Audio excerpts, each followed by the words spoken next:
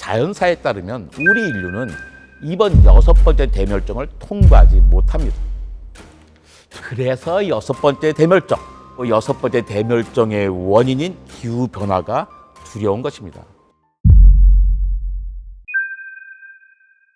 우리에게 하나의 고난을 주셨는데 이 고난을 우리가 우리나라에는 147개의 과학관이 있습니다.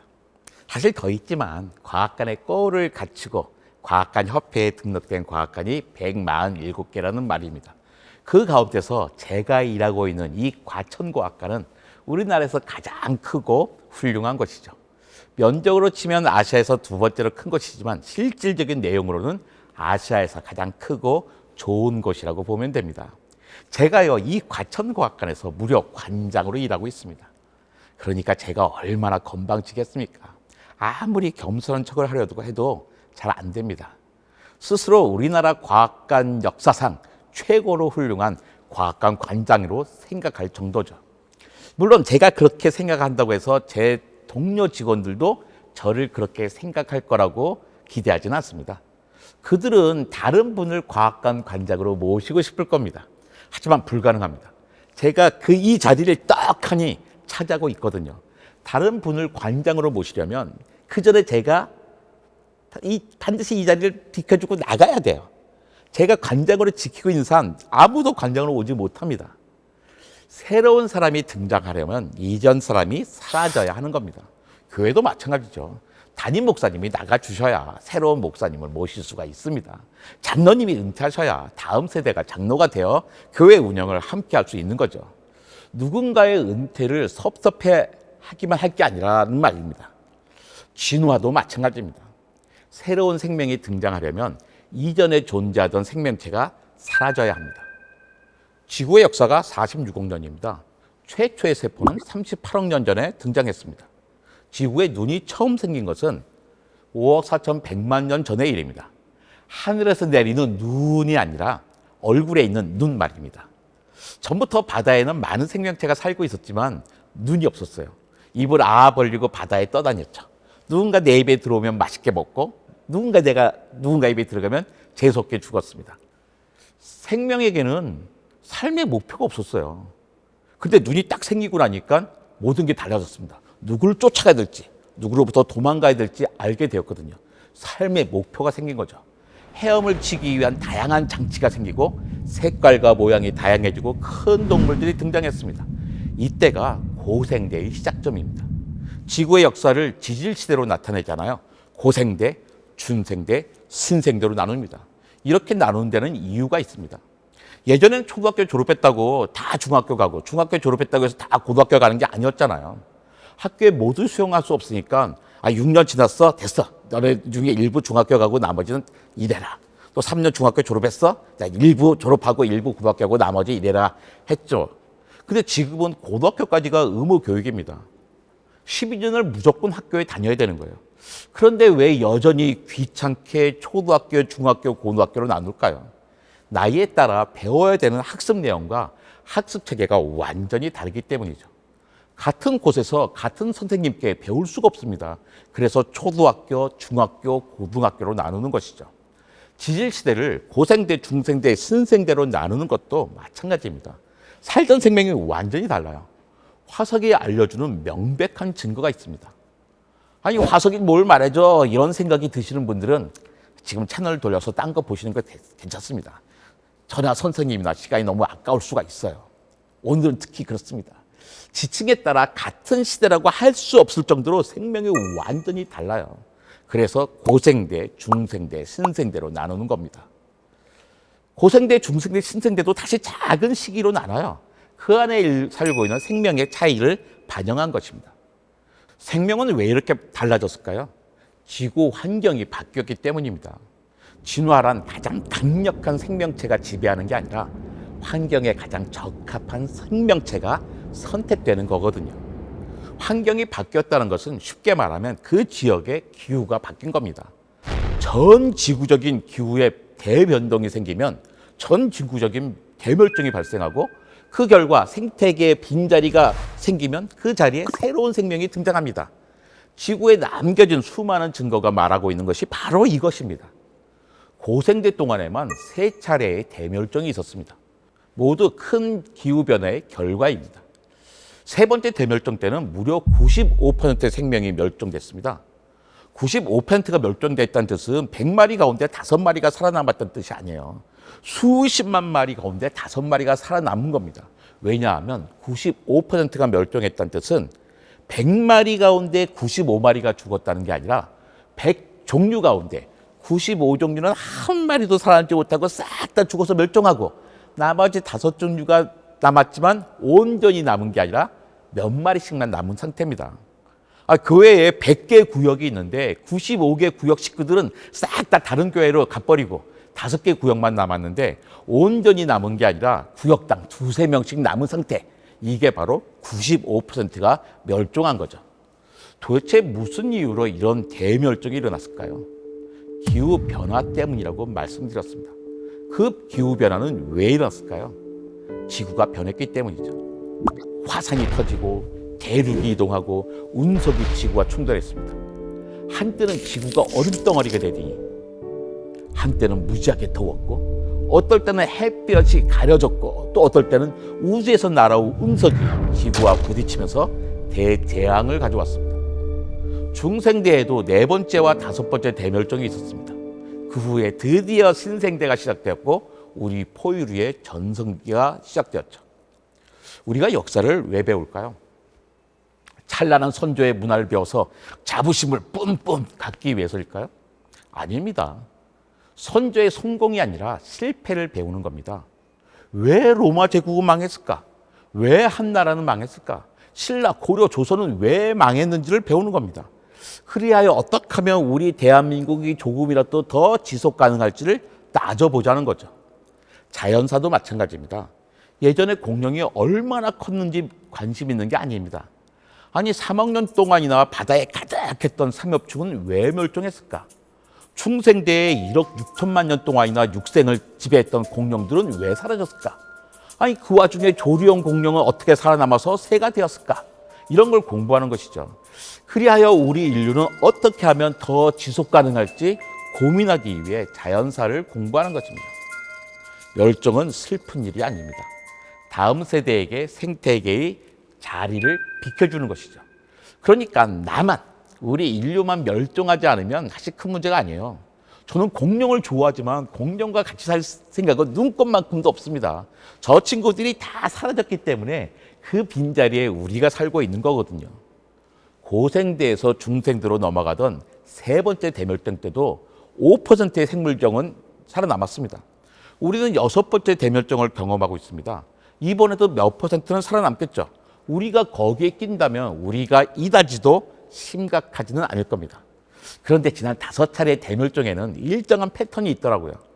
첫째, 당시 최고 포식자는 반드시 멸종했습니다. 지금 생태계에서 최고 포식자가 누구인가요? 바로 우리 인간입니다. 자연사에 따르면 우리 인류는 이번 6번째 대멸종을 통과하지 못합니다. 둘째, 당시 생물량이 가장 많았던 생물들도 반드시 멸종했습니다. 지금 지구에 가장 생물량이 많은 생명은 뭘까요? 그종 생명을 다 모아서 한꺼번에 저울에 올려놨을 때 무게가 가장 많이 나가는 생명종이 뭘까요? 바로 사람 우리 인류입니다. 지구에는 박테리아가 제일 많다고 하던데요. 그렇습니다. 근데 그 박테리아는 한 종이 아니잖아요. 수십만 종이 있습니다. 지구에 개미도 사람만큼 많다던데요.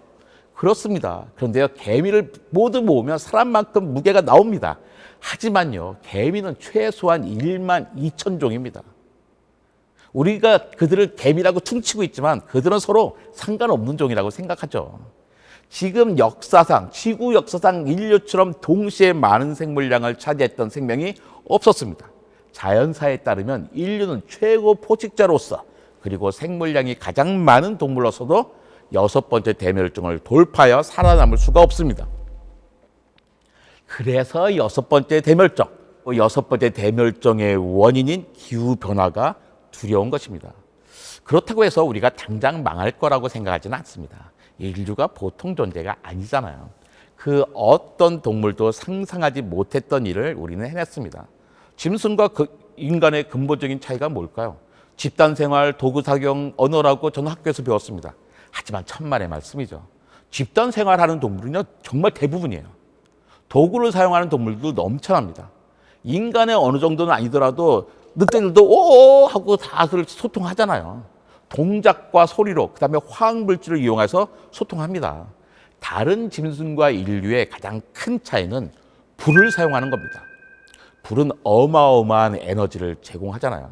급기야 농업혁명과 산업혁명으로 인류는 그 어떤 동물과 견줄 수 없는 존재가 되었죠.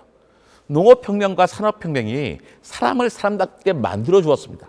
인구가 급격히 늘었고 그 많은 사람들이 풍요 속에서 건강하게 장수할 수 있게 되었습니다. 그런데 농업혁명과 산업혁명 두 혁명의 결과 지구가 무척이나 더워졌습니다. 농업혁명은 이산화탄소를 제거할 수 있는 숲을 급격하게 줄게 만들었고 산업혁명은 이산화탄소 배출을 늘렸기 때문입니다. 이제 어떻게 해야 할까요? 인류는 문제도 만들지만 문제를 해결할 수 있습니다. 지난 5차례의 대멸종은 모두 기후변화 때문에 생겼습니다. 기후변화의 원인은 모두 자연적이었어요. 화산이 터지고 운석이 부딪히고 대륙이 이동했습니다. 당시 생명들이 할 수 있는 일이 있었을까요? 없었습니다. 속수무책이었습니다. 지금 우리가 겪고 있는 6번째 대멸종의 원인 역시 기후변화입니다. 그런데 그 이유가 달라요. 이번에는 그 기후변화의 원인이 바로 우리 인간 자신입니다. 이게 우리에겐 행운입니다. 왜요? 우리만 변하면 되잖아요. 우리는 그 변화 방식을 변해야 되는 방향을 잘 알고 있습니다. 화석연료 대신 친환경 에너지로 전환해야 합니다. 주택에서 사용하는 에너지를 최소화하도록 주택을 개량해야 합니다. 교통체계를 바꾸고 토양에 적극적으로 이산화탄소를 저장해야 합니다. 이것은 기술의 문제가 아니라 의지의 문제죠. 기술은 이미 있습니다. 기후위기 시대를 맞이해서 모든 면이 바뀌어야 합니다. 그렇다면 우리 교회는 어떻게 바뀌어야 할까요? 저는 이 자리를 빌어서 제 아내의 평에 따르면 말도 안 되는 불편한 제안을 몇 가지 하려고 합니다. 쉬운 것부터 이야기하겠습니다. 교회에서 환경을 위한답시고 나눠주는 텀블러 이제 그만 만듭시다. 플라스틱 쓰레기를 줄이겠다고 만든 텀블러가요 너무 많아요. 오히려 플라스틱 쓰레기가 되고 있습니다. 여러분 댁에도 몇 개씩 있잖아요. 아무리 단순하고 간단한 텀블러라고 해도 최소한 200번은 써야 효과가 있습니다. 200번 안 쓸 거면 차라리 일회용 컵 쓰는 게 낫습니다. 유명 카페에서 만들어 판매하는 멋진 텀블러 있잖아요. 그건 2000번은 써야 효과가 있습니다. 그럴 자신 없으면 그거 쓰지 맙시다. 이젠 텀블러를 나눠줄 때가 아니라 집에 있는 텀블러를 다 모아서 교회 카페에서 쓰고 인근 카페에 나눠주고 테이크아웃 잔으로 쓰게 해야 합니다. 교회가 인근 주차장을 주일에 전세 내는 걸 저는 그만둬야 된다고 생각합니다. 주차 걱정이 없으니까 자꾸 차를 끌고 가게 되잖아요. 우린 주차장뿐만 아니라 교회 인근 도로를 당당하게 불법 주차하면서 점유하고 있습니다. 시와 경찰이 묵인해 준다고 해서 불법이 아닌 것은 아니잖아요. 저는 교회 버스도 없애도 된다고 생각합니다. 아니 교회 버스가 있어야 자동차 사용이 줄어들지 않겠어? 라고 물어보시는 분이 있는데요. 왜 멀리 버스를 타고 멀리 있는 교회를 갑니까? 동네에 왜 교회가 없습니까? 동네 교회 목사님의 말씀은 복음이 아닌가요? 이동 자체를 줄일 필요가 있습니다. 왜냐하면 지금은요 기후 위기 시대잖아요. 저는 아예 조금 더 나가서 교회당도 줄이자고 말하고 싶습니다. 크기를 최소화해야 됩니다. 냉방비, 난방비 줄여야죠. 그러면 어떻게 하냐고요? 우리는 코로나 시대에 이미 많은 것을 배웠습니다. 온라인으로 얼마든지 예배 드릴 수 있었잖아요. 모이지 않으니 필요한 예산도 줄일 수 있었죠. 사회 구제에 더 적극적으로 나설 수 있었습니다. 구제 예산을 늘릴 수 있고 목회자의 업무를 줄여줄 수 있었거든요. 우리는 혹시 부목사님을 교회 운전수나 찬양 인도자나 교회 관리인 정도로 생각하고 있지 않습니까? 목회자에게 시간을 드려야 합니다. 그러면 우리가 덜 모여야 하지요. 모이기에 힘쓰라고 했지 대면 모임만 하라고 하지는 않으셨잖아요. 당시에는 온라인 모임이란 것은 상상할 수가 없었잖아요. 우리가 온라인 예배를 일찍 시작하면 일찍 시작할수록 아마 우리가 예배를 드릴 수 있는 행복한 시간의 길이는 더 길어질 겁니다. 잘못하면요, 우리는 온라인으로도 모이지 못할 수도 있어요. 그래도 중요한 게 있습니다. 헌금은 더욱더 열심히 해야죠. 이건 역시 우리는 온라인으로 얼마든지 할 수 있습니다. 교회에서 사용하는 에너지를 줄이지 못하면 우리는 아예 예배를 드리지 못할 수도 있습니다. 제 아내는 제 제안이 어처구니 없다고 하더라고요.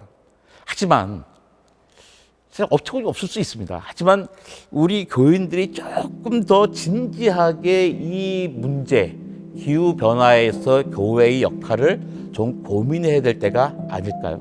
저는 그렇게 생각합니다.